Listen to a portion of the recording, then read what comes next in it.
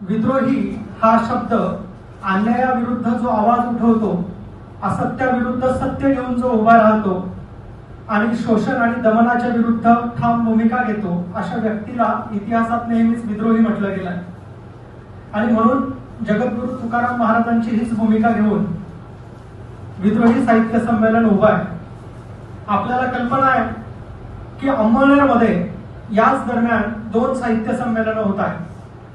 एक साहित्य संमेलन ज्याला अखिल भारतीय साहित्य संमेलन असं नाव आहे ते देखील होत आहे आणि त्यांचं हे 97वं संमेलन आहे.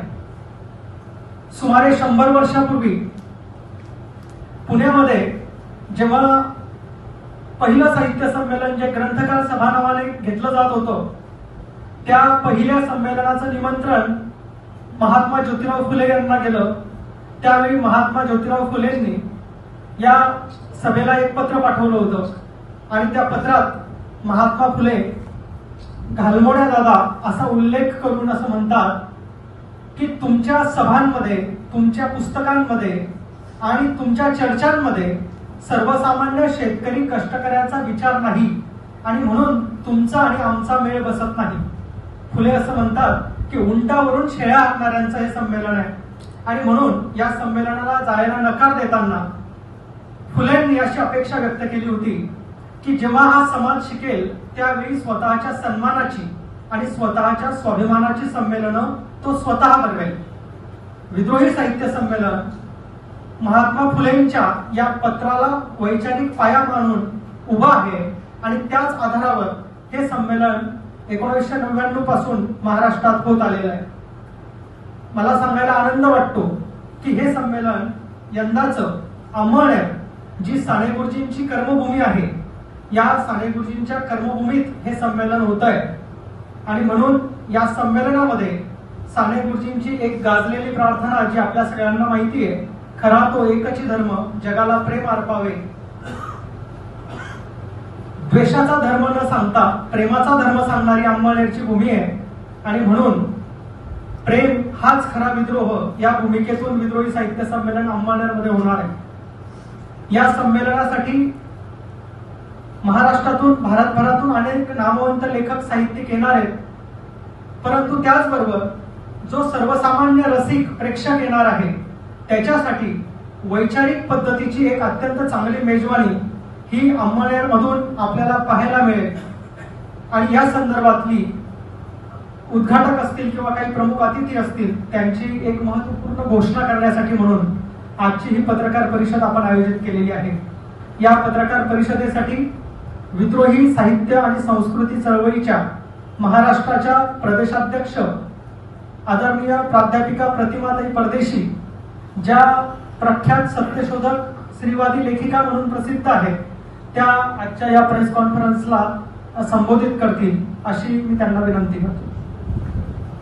सर्वप्रथम मी परिचय करून देतो. प्राध्यापिका प्रतिमा परदेशी या राज्याध्यक्ष आहेत विद्रोही साहित्य संस्कृती चळवळीच्या. माझ्या डाव्या हाताला श्याम पाटील हे बसलेले आहेत, जे संभाजी ब्रिगेड या संघटनेचे प्रदेश उपाध्यक्ष आहेत आणि अंमळनेरमध्ये राजमुद्रा फाउंडेशन नावाने ते सामाजिक कार्य करतात. ते माजी नगरसेवक देखील आहेत आणि 18व्या विद्रोही साहित्य संमेलनाच्या स्वागताध्यक्ष पदाची धुरा त्यांच्या खांद्यावर आहे. माझ्या उजव्या बाजूला जे मी सुरुवात केली ते आदरणीय रणजित शिंदे, ते मुख्याध्यापक आहेत आणि अंमळनेरला असलेल्या अर्बन बँकेमध्ये संचालक आहेत आणि विद्रोही साहित्य संमेलनाचे ते मुख्य निमंत्रक आहेत.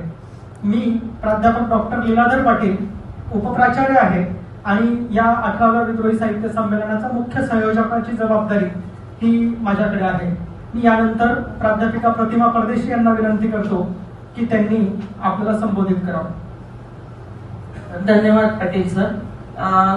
या 18वे विद्रोही मराठी साहित्य संमेलन 3 आणि 4 फेब्रुवारीला अंमळनेरमध्ये आयोजित करण्यात आलेलं आहे. विद्रोही साहित्य संमेलनांमध्ये आजपर्यंत जनतेशी निष्ठा ठेवणारे जनवादी जे लेखक, साहित्यिक आहेत, अभ्यासक आहेत, विचारवंत आहेत, इतिहासकार आहेत, पत्रकार आहेत, यांनी विद्रोहीशी नाळ ही कायमस्वरूपी जोडलेली आपल्याला दिसते. डॉक्टर एजाज अहमदान सारखे आंतरराष्ट्रीय कीर्तीचे मार्क्सवादी हे विद्रोहीचे उद्घाटक म्हणून आलेले होते। अनवर चिश्ती हे उदगीरला अजमेरवरनं विद्रोहीच्या उद्घाटन करण्यासाठी आलेले होते। डॉक्टर उमा चक्रवर्ती या दिल्लीवरून ज्या पंडिता रमाबाईंचा नवा इतिहास ज्यांनी मांडलेला आहे त्या विद्रोहीच्या उद्घाटनासाठी आलेल्या होत्या। म्हणजे देशभरातून असे अभ्यासक, मान्यवर, संशोधक हे विद्रोहीचे उद्घाटन करण्यासाठी अत्यंत आनंदाने आलेले होते।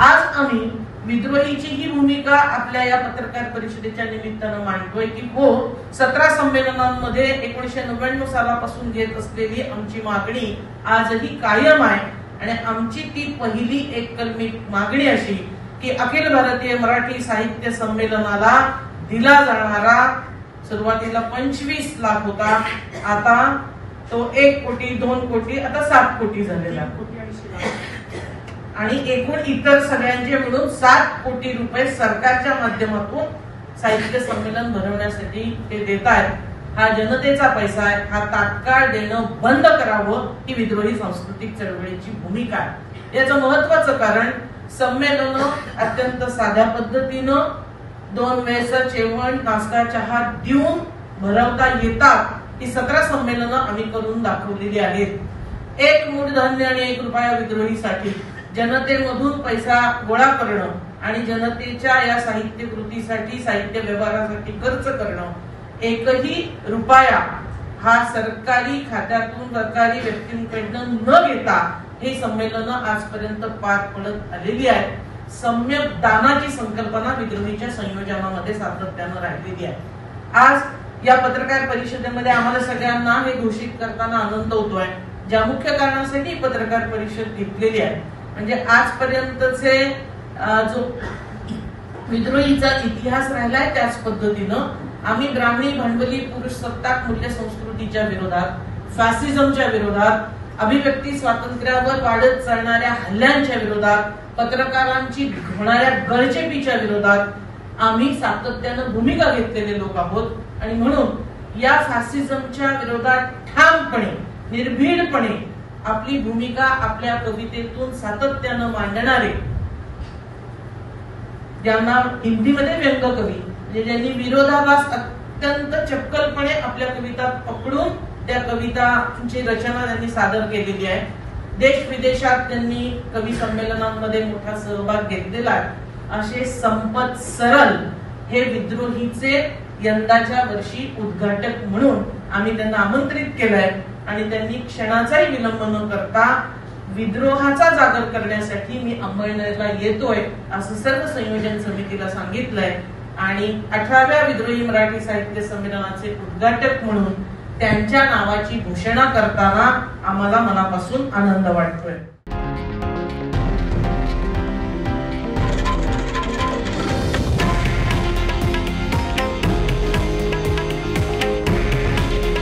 हे आहे देशातील नंबर 1 न्यूज नेटवर्क आणि आपण पाहत आहात TV9 मराठी। काळजी तुमची, हित महाराष्ट्राचं।